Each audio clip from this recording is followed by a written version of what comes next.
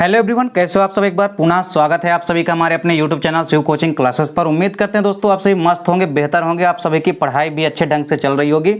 आज की इस वीडियो में हम देखेंगे class 12th biology NCERT chapter 3 दोस्तों हमारा चल रहा है। इसमें आज की इस वीडियो में हम देखेंगे गैमेटोजेनेसिस यानी कि युग्मक जनन क्या होता है। और बेसिकली ये जो युग्मक जनन होता है ये दो प्रकार का होता है, लेकिन इसमें जो शुक्र जनन होता है ये इसको हम स्पर्मेटोजेनेसिस कहते हैं। आज की इस वीडियो में हम देखेंगे मुख्य रूप से जो शुक्र जनन होता है यानी कि स्पर्मेटोजेनेसिस, इसकी पूरी प्रक्रिया और इसका पूरा का पूरा ग्राफीय निरूपण देखेंगे, क्योंकि पेपर के लिए यह क्वेश्चन काफी इंपॉर्टेंट है। कई बार यह क्वेश्चन पेपर में पूछा भी जा चुका है।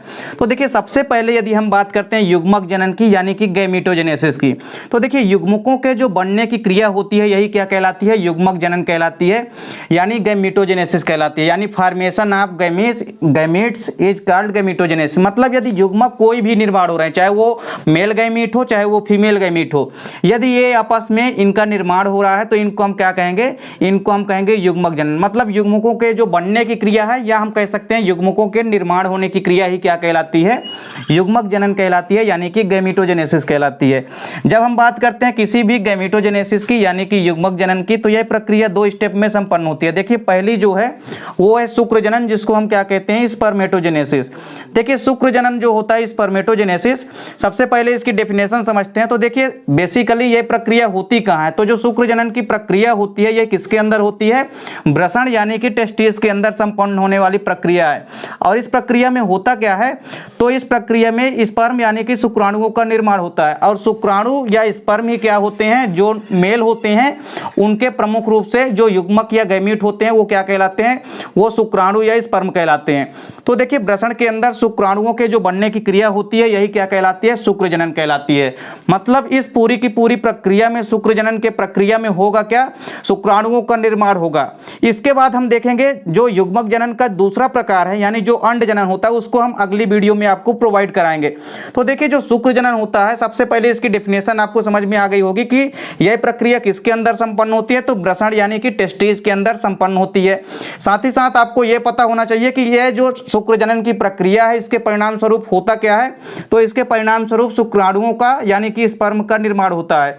और जो स्पर्म या शुक्राणु होते हैं यही किसी भी जो मेल या नर में हम कह सकते हैं कि यह क्या होते हैं, मुख्य रूप से युग्मक होते हैं। और कौन से युग्मक, तो नर युग्मक होते हैं। तो नर युग्मक क्या होता है, शुक्राणु यानी कि स्पर्म होते हैं। और जो शुक्राणु होते हैं इसका विकास कहाँ होता है, तो वृषण की शुक्र जनन नलिकाओं में होता है। हमने इसके पहले आपको पूरा का पूरा जो मेल रिप्रोडक्टिव सिस्टम है और फीमेल रिप्रोडक्टिव सिस्टम है, यानी पूरा का पूरा जो नर जनन तंत्र है और जो मादा जनन तंत्र है उसको हम उसकी वीडियो हमने आपको प्रोवाइड करा दी है। यदि अभी तक आप नहीं देखें तो आप प्ले लिस्ट में जाकर के देख सकते हैं। तो देखिए किसी भी शुक्राणु या स्पर्म के यदि विकास की बात करते हैं या निर्माण की बात करते हैं तो इनका निर्माण कहाँ होता है, वृषण यानी कि टेस्टिज की जो शुक्र जनन यानी कि सोमनीफेरस नलिकाएं होती है वहां पे शुक्राणुओं का निर्माण होता है। देखिए जो शुक्र जनन की प्रक्रिया होती है, ये जो स्पर्मेटोजेनेसिस की प्रक्रिया होती है, यह जैसे ही व्यक्ति किशोरावस्था में प्रवेश करते हैं जिसको कि हम यौवनावस्था भी कहते हैं, वैसे ही यह प्रक्रिया स्टार्ट हो जाती है। मतलब जैसे ही कोई भी मेल यदि 12 से 14 वर्ष की अवस्था में पहुंचता है तो उसमें यह प्रक्रिया बेसिकली जो है स्टार्ट हो जाती है। इस प्रक्रिया की यदि हम बात करते हैं तो यह 12 से 14 वर्ष की उम्र में, मतलब हम ये कह सकते हैं कि किशोरावस्था या यौवनावस्था की उम्र में इसके प्रारंभ होने का कारण या रीजन क्या है, तो देखिए जैसे ही व्यक्ति किशोरावस्था या यौवनावस्था में पहुंचता है उसके अंदर एक हार्मोन्स का निर्माण होने लगता है। मतलब एक हार्मोन्स है जिसको हम कहते हैं GnRH, इसको शॉर्टकट में हम क्या कहते हैं, GnRH यानी गोनेडोट्रोपिन रिलीजिंग हार्मोन्स। जैसे ही किशोरावस्था में इंटर करते हैं कोई भी मेल, उनमें क्या होता है, ये GnRH हार्मोन्स जो है इसका स्रावण होने लगता है और इसके स्रावण में काफी वृद्धि होने लगती है, जिसके परिणाम स्वरूप शुक्र जनन की प्रक्रिया जो होती है यह स्टार्ट हो जाती है। यदि हम बात करते हैं शुक्र जनन की प्रक्रिया की, तो यह पूरी की पूरी जो प्रक्रिया होती है यह दो स्टेप में संपन्न होती है। देखिए पहला स्टेप क्या है, पहला स्टेप है पूर्व शुक्राणुओं का निर्माण और दूसरा क्या है, शुक्राणुओं का कायांतरण यानी स्पर्मियोजेनेसिस इसको हम कहते हैं। तो देखिए सबसे पहले तो पूर्व शुक्राणुओं का निर्माण होगा, तो पूर्व शुक्राणुओं का यानी कि स्पर्मेटिड्स का निर्माण होगा। तो सबसे पहले तो पूर्व शुक्राणुओं का निर्माण जो होता है इसकी प्रक्रिया देखेंगे। अब जो पूर्व शुक्राणुओं का निर्माण है यह प्रक्रिया पुनः 3 अवस्थाओं में होती है। होती है। इसमें देखिए पहली अवस्था कौन सी है, गुणन प्रवस्था, दूसरी प्रवस्था कौन सी है, वृद्धि प्रवस्था, और तीसरी प्रवस्था कौन सी है, मैचुरेशन यानी कि परिपक्वन प्रवस्था। देखिए एक एक करके यहाँ पे तीनों प्रवस्थाओं को यहाँ पे समझेंगे। इसमें सबसे पहली जो प्रवस्था है वो है गुणन प्रवस्था, जिसको हम मल्टीप्लिकेशन फेज बोलते हैं। जैसे ही मल्टीप्लिकेशन फेज स्टार्ट होता है तो देखिए जो वृषण होते हैं उसमें जो शुक्र नलिकाएं होती है या शुक्राणु नलिकाएं होती है, उनकी जो दीवारें होती हैं वो जर्मिनल एपिथेलियम से स्थित होती है, और कुछ जर्मिनल एपिथेलियम जो होते हैं ये बड़े आकार के भी हो जाते हैं। और इसमें होता क्या है, जो बड़े आकार के हो जाते हैं जिसे हम क्या कहते हैं, स्पर्मेटोगोनिया कहते हैं। और यही स्पर्मेटोगोनिया जो है प्राथमिक आद्य जनन कोशिकाओं का निर्माण करती है, यानी प्राइमरी जर्म सेल का निर्माण करती है। और इसी प्राइमरी जर्म सेल में क्या होता है, लगातार विभाजन होता है, जिसमें से क्या बनता है, स्पर्मेटोगोनिया सेल बनती है। फिर दूसरी अवस्था में देखिए क्या होगा, जैसे ही वृद्धि प्रवस्था स्टार्ट होगी, इस वृद्धि प्रवस्था में क्या होगा, जो स्पर्मेटोगोनिया सेल बनी है वो फूड मटेरियल्स का यानी कि भोज्य पदार्थों का संचय करेगी, और भोज्य पदार्थों को संग्रहित करने के बाद यह बड़े आकार की हो जाती है। और जब यह बड़े आकार की हो जाती है तो इसे हम क्या कहते हैं, प्राथमिक स्पर्मेटोसाइट कहते हैं। मतलब स्पर्मेटोगोनिया जो सेल बनी है इसमें क्या होगा, वृद्धि होगा, और वृद्धि के परिणाम स्वरूप जो अवस्था बनेगी उसको हम क्या कहेंगे, प्राथमिक स्पर्मेटोसाइट कहते हैं। अब यदि इसका ग्राफिकल निरूपण यदि हम देखते हैं तो देखिए जैसे ही गुणन प्रवस्था स्टार्ट होती है इसमें क्या होता है, अर्धसूत्री विभाजन होता है, सॉरी यहाँ पे क्या होता है, माइटोसिस होता है, मतलब समसूत्री विभाजन होता है। अब समसूत्री विभाजन जो होता है यह एक समान प्रकार का विभाजन होता है, जिसमें से कोशिकाओं की संख्या क्या बनती जाती है, डबल बनती जाती है। मतलब एक कोशिका इससे दो कोशिका बनेगी, फिर दो की डबल मतलब चार कोशिका बनेगी। तो जो गुणन प्रवस्था होती है, मतलब पहली प्रवस्था जैसे ही स्टार्ट होगी इसमें क्या होगा, समसूत्री विभाजन होगा। और जो प्राथमिक आद्य जनन कोशिकाएं होती है यानी प्राइमरी जर्म सेल जो बनी है इसमें विभाजन होगा, और विभाजन के पश्चात जो है इसमें एक सेल से यहाँ पे चार सेल बन जाएगी, जिसको हम क्या बोलते हैं, स्पर्मेटोगोनिया सेल बोलते हैं। और यही स्पर्मेटोगोनिया जो बनती है, स्पर्मेटोगोनिया में क्या होता है, जैसे ही स्पर्मेटोगोनिया सेल बनती है वैसे ही यहाँ पे जो दूसरी अवस्था है ये स्टार्ट हो जाती है, जिसको हम वृद्धि प्रवस्था कहते हैं। तो ग्रोथ फेज यहाँ पे स्टार्ट हो जाती है। ग्रोथ फेज में क्या होता है, ये जो स्पर्मेटोगोनिया सेल होती है यह आकार में वृद्धि कर लेती है, और आकार में वृद्धि करते करते क्या बन जाती है, यह प्राइमरी स्पर्मेटोसाइट बन जाती है, मतलब प्राथमिक स्पर्मेटोसाइट का निर्माण हो जाता है।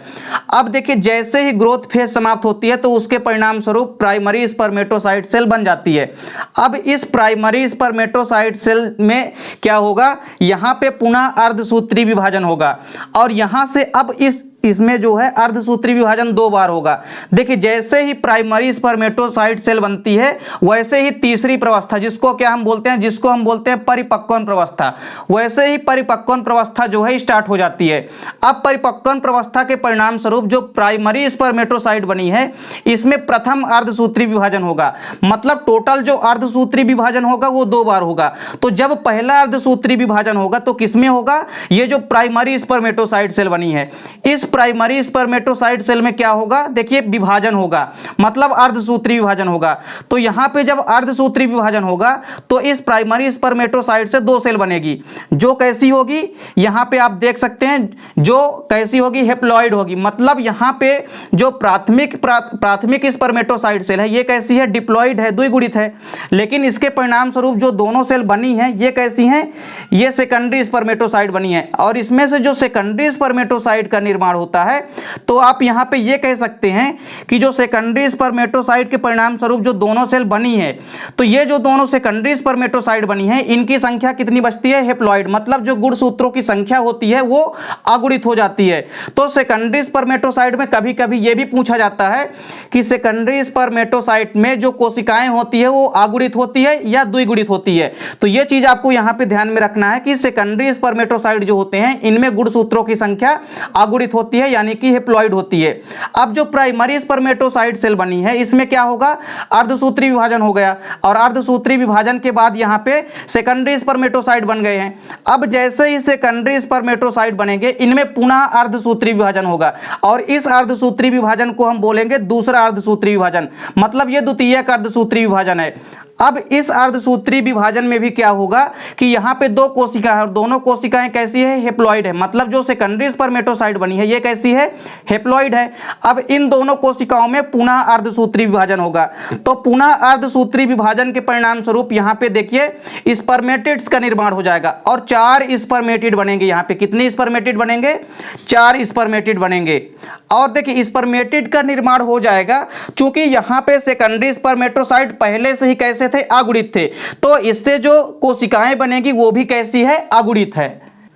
तो वृद्धि प्रवस्था में क्या हुआ, कोई भी स्पर्मेटोगोनिया जो सेल थी ये भोज्य पदार्थों का संग्रह करके मोटी हो जाती है और आकार में बड़ी हो जाती है, जिसे हम प्राथमिक स्पर्मेटोसाइट कहते हैं। और जैसे ही परिपक्वन प्रवस्था होती है तो आप यहाँ पे देख भी सकते हैं कि इस प्रवस्था में प्राथमिक स्पर्मेटोसाइट जो होती है इसका 2 बार विभाजन होता है और दोनों बार अर्धसूत्री विभाजन होता है। और प्रथम विभाजन जो होता है वो अर्धसूत्री होता है, जिसमें क्या होता है, गुणसूत्रों की संख्या आधी रह जाती है। तो आप देख भी चुके हैं कि जो प्राइमरी स्पर्मेटोसाइट होती है उसमें जब अर्धसूत्री विभाजन होता है तो सेकेंडरी स्पर्मेटोसाइट जो बनती हैं वो कैसी हो जाती हैं, अगुणित हो जाती हैं। तो जो स्पर्मेटोगोनिया सेल थी यानी जो प्राइमरी स्पर्मेटोसाइट बने हैं वो कैसे हैं, द्विगुणित। लेकिन उनमें जो विभाजन हुआ है और जो दोनों कोशिकाएं बनी है सेकेंडरी स्पर्मेटोसाइट जो बनी है उनमें क्या हो जाता है, गुणसूत्रों की संख्या आधी रह जाती है, मतलब हेप्लॉइड बचती है। और इन अगुणित कोशिकाओं को द्वितीयक स्पर्मेटोसाइट कहते हैं। जैसा कि हमने आपको ग्राफ में भी दिखाया कि प्राइमरी स्पर्मेटोसाइट में अर्धसूत्री विभाजन होगा तो क्या बनेंगे, सेकेंडरी स्पर्मेटोसाइट बनते हैं। और इस प्रकार से क्या होता है कि द्वितीयक स्पर्मेटोसाइट जो होते हैं इनमें दूसरा परिपक्वन विभाजन होता है, मतलब इनमें दूसरा अर्धसूत्री विभाजन होता है जिससे 4 स्पर्मेटिड बन जाते हैं, 4 स्पर्मेटिड सेल का निर्माण हो जाता है। और इन कोशिकाओं को हम क्या कहते हैं, स्पर्मेटिड कहते हैं। मतलब जो 4 कोशिकाएं बनी हैं सेकेंडरी स्पर्मेटोसाइट में विभाजन के परिणाम स्वरूप इन कोशिकाओं को हम क्या कहते हैं, स्पर्मेटिड कहते हैं। और 4 स्पर्मेटिड से 4 शुक्राणुओं का निर्माण होता है। मतलब ओवरऑल हम ये कह सकते हैं कि यदि एक बार शुक्राणु जनन की प्रक्रिया संपन्न होती है तो उसमें 4 शुक्राणुओं का निर्माण होता है। इस प्रकार का क्वेश्चन पेपर में भी कई बार आता है कि मान लीजिए यदि एक बार यदि स्पर्मेटोजेनेसिस की प्रक्रिया हो रही है तो उसके परिणाम स्वरूप कितने शुक्राणुओं का निर्माण होता है। तो यदि एक बार शुक्राणु जनन या स्पर्मेटोजेनेसिस की प्रक्रिया संपन्न होती है तो उसमें 4 शुक्राणुओं का, 4 स्पर्म का निर्माण होता है। देखिए शुक्राणु जनन में शामिल कौन कौन से हार्मोन होते हैं, मतलब 2 हार्मोन्स ऐसे हार्मोन्स हैं जिनकी आवश्यकता होती है, नीड होती है किसमें, शुक्राणु जनन की प्रक्रिया में। तो पहला हार्मोन है इसमें से ल्यूटिनाइजिंग हार्मोन्स, जिसको हम शॉर्टकट में LH हार्मोन्स भी कहते हैं। इसके अलावा एक FSH हार्मोन्स होता है जिसको हम फॉलिकल स्टिमुलेटिंग हार्मोन्स कहते हैं। ये दोनों हार्मोन्स कंट्रोल करते हैं किसमें, पूरी की पूरी जो शुक्र जनन यानी कि पूरी की पूरी जो स्पर्मेटोजेनेसिस की प्रक्रिया है उस पर कंट्रोल करते हैं, नियंत्रण करते हैं। अब आप यहां पे देख सकते हैं कि जो 4 स्पर्मेटिड बने हैं, इन स्पर्मेटिड के बाद हमने आपको क्या कहा था कि जो शुक्र जनन की प्रक्रिया होती है वो दो स्टेप में संपन्न होती है। यहां पे हमने आपको स्टार्टिंग में क्या बताया कि जो पूरी की पूरी जो शुक्र जनन की प्रक्रिया होती है ये 2 चरणों में होती है, पूर्व शुक्राणुओं का निर्माण, और पूर्व शुक्राणुओं को ही हम क्या बोलते हैं, स्पर्मेटिड का निर्माण। तो स्पर्मेटिड का निर्माण तो यहाँ पे हो चुका है। अब इसके बाद क्या होगा, शुक्राणुओं का कायांतरण होगा, मतलब स्पर्मियोजेनेसिस होगा। तो देखिए स्पर्मेटिड का निर्माण तो हो चुका है, 4 स्पर्मेटिड बन चुके हैं। ग्रीन कलर से आपको जो 4 कोशिकाएं दिखाई दे रही है ये स्पर्मेटिड कोशिकाएं हैं। और इनमें अब होगा स्पर्मियोजेनेसिस यानी कि शुक्र कायांतरण होगा, और शुक्र कायांतरण के परिणाम स्वरूप यहाँ पे 4 स्पर्म का निर्माण हो जाएगा। और ये चारों के चारों जो स्पर्म है ये कैसे होते हैं, मोटिलाइज्ड होते हैं, मतलब कि गतिशील होते हैं। तो इस प्रकार से ये जो पूरी की पूरी युग्मक जनन की प्रक्रिया होती है, इसमें जो शुक्र जनन है, शुक्र जनन की प्रक्रिया का पूरा जो ग्राफिकल फार्मूला है वो आपको समझ में आ गया होगा। यह प्रक्रिया 2 स्टेप में संपन्न होती है। सबसे पहले पूर्व शुक्राणुओं का निर्माण होगा यानी स्पर्मेटिड का फॉर्मेशन होगा, उसके बाद शुक्राणुओं का कायांतरण होगा यानी स्पर्मियोजेनेसिस की प्रक्रिया होगी, और स्पर्मियोजेनेसिस की प्रक्रिया के परिणाम स्वरूप शुक्राणुओं का निर्माण हो जाता है।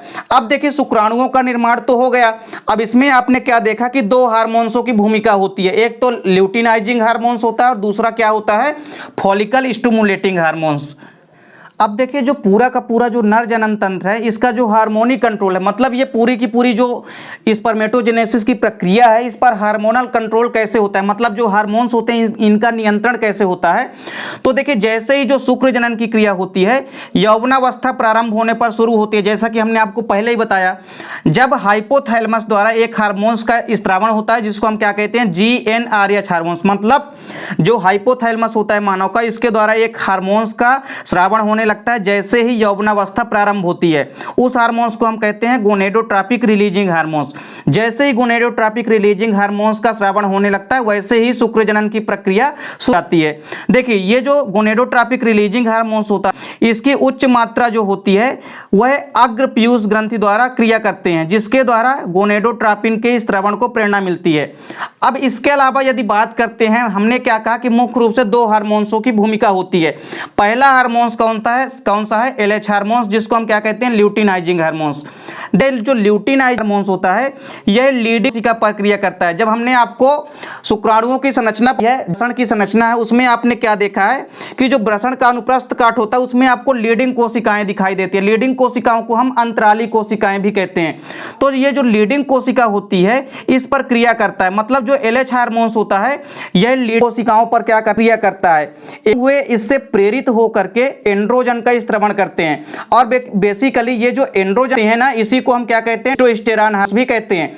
तो यही जो टेस्टोस्टेरोन हार्मोन होता है इसका जो स्रावण होता है वो लीडिंग कोशिकाओं से होता है। तो एंड्रोजन या टेस्टोस्टेरोन जो होते हैं ये शुक्र जनन की क्रिया को प्रेरित करते हैं। जैसे ही एंड्रोजन यानी कि टेस्टोस्टेरोन हार्मोन्स का स्रावण होगा किसके द्वारा, लीडिंग कोशिकाओं के द्वारा, तो ये LH हार्मोन्स जो है लीडिंग कोशिकाओं पर क्रिया करते हैं और वैसे ही शुक्र जनन की क्रिया जो होती है यह प्रेरित हो जाती है यानी कि स्टार्ट हो जाती है। और FSH हार्मोन्स की यदि हम बात करते हैं जिसको हम फॉलिकल स्टिमुलेटिंग हार्मोन्स कहते हैं, ये FSH हार्मोन्स होता है यह सर्टोली कोशिका पर क्रिया करता है। वृषण की संरचना हमने आपको पढ़ाई है तो वहां पे हमने क्या बताया था कि मुख्य रूप से जो वृषण की संरचना होती है उसमें 3 प्रकार की कोशिकाएं पाई जाती है। एक तो होती है शुक्र जनन कोशिका हम कहते हैं जिसको हम सोमनीफेरस ट्यूब्यूल्स कहते हैं, मतलब शुक्र जनन जो नलिकाएं होती है इनका काम होता है शुक्राणुओं का विकास करना यानी कि शुक्राणुओं का निर्माण करना। लीडिंग कोशिकाएं जो होती है इनका होता है टेस्टोस्टेरोन का स्रावण करना। इसके अलावा जो सर्टोली कोशिका पाई जाती है, सर्टोली कोशिका भी वृषण में पाई जाती है और सर्टोली कोशिकाओं का काम क्या होता है, जो शुक्राणु जो विकसित हो रहे होते हैं उनको पोषण प्रदान करना, यह सर्टोली कोशिकाओं का कार्य होता है। तो जो FSH हार्मोन ये सर्टोली कोशिका पर क्रिया करता है, वह सर्टोली कोशिका जो होती है सर्टोली कोशिका को कुछ कारक जो है स्रावित करने के लिए प्रेरित करता है। मतलब यह सर्टोली पर तो क्रिया करता ही है, साथ ही साथ सर्टोली कोशिका को भी यह कुछ ऐसे पदार्थों को स्रावित करने के लिए प्रेरित करता है और मुख्य रूप से जो शुक्र कायन की क्रिया में मदद करते हैं। देखिए मतलब जो LH हार्मोन्स होता है इसके द्वारा जो शुक्र जनन की प्रक्रिया होती है स्टार्ट होती प्रेरित होती है और जो FSH हार्मोन्स होता है मुख्य रूप से यह क्या करता है शुक्र कायांतरण की क्रिया में मदद करते हैं। मतलब स्पर्मियोजेनेसिस की प्रक्रिया में मदद कर, मतलब जब स्पर्मेटिड का निर्माण हो जाता है उसके बाद जब स्पर्मियोजेनेसिस की होती है जिसके परिणामस्वरूप शुक्राणु बनते हैं तो उसमें यह FSH हार्मोन्स क्या करता है मरता है। इसके बाद यदि हम बात करते हैं सर्टोली कोशिका की तो यह भी एक अन्य प्रोटीन हार्मोन इनहिबिन का स्त्रावण करते हैं। जो सर्टोली कोशिका होती है इसका काम बेसिकली शुक्राणुओं को पोषण प्रदान करना होता है, लेकिन इसके अलावा जो सर्टोली कोशिकाएं होती है यह इनहिबिन हार्मोन्स का स्त्रावण करते हैं जो कि एक प्रोटीन हार्मोन्स होता है और यह FSH के संश्लेषण को रोकता है। मतलब मुख्य रूप से जो FSH का कंट्रोल होता है वो सर्टोली कोशिकाओं के द्वारा ही होता है और उसकी अति सक्रियता पर रोक लगाता है। मतलब सर्टोली कोशिकाओं के द्वारा जो इनहिबिन हार्मोन स्रावित हुआ है यह किस पर कंट्रोल करता है, यदि कोई भी FSH हार्मोन्स जो है अतिक्रियाशीलता दिखाता है या अति सक्रियता दिखाता है उस पर कंट्रोल करने का काम किसका होता है, इनहिबिन हार्मोन्स का। और यह जो इनहिबिन हार्मोन्स होता है प्रोटीन हार्मोन्स होता है जो कि सर्टोली कोशिकाओं के द्वारा स्रावित होता है। इसके अलावा यदि हम FSH हार्मोन्स की बात करते हैं तो यह टेस्टोस्टेरोन के साथ जनन नलिकाओं में शुक्राणुओं के निर्माण को प्रेरित करता है। यह जो फॉलिकल स्टिमुलेटिंग हार्मोन्स होता है यह टेस्टोस्टेरोन के साथ मिलता है और टेस्टोस्टेरोन बेसिकली जो है नर सेक्स हार्मोन्स होता है, और यह जो एफएसएच हार्मोन्स होता है ये टेस्टोस्टेरोन साथ जो है आपस में दोनों आते हैं और शुक्र जनन नलिकाओं में शुक्राणुओं का निर्माण हो रहा है उसको प्रेरित करते हैं, मतलब शुक्रों का निर्माण और जल्दी से हो उसमें यह क्या करते हैं, मदद करते हैं। तो इस प्रकार से दोस्तों उम्मीद करता हूं कि जो पूरी की पूरी यहां पे जो स्पर्मेटोजेनेसिस की प्रक्रिया है, यानी जो यहां पे शुक्राणु जनन की प्रक्रिया है वो आपको समझ में आ गई होगी। दोस्तों यदि वीडियो अच्छी लगे तो लाइक और कमेंट जरूर कीजिए। मिलते हैं दोस्तों नेक्स्ट वीडियो में, तब तक के लिए जय हिंद, वंदे मातरम।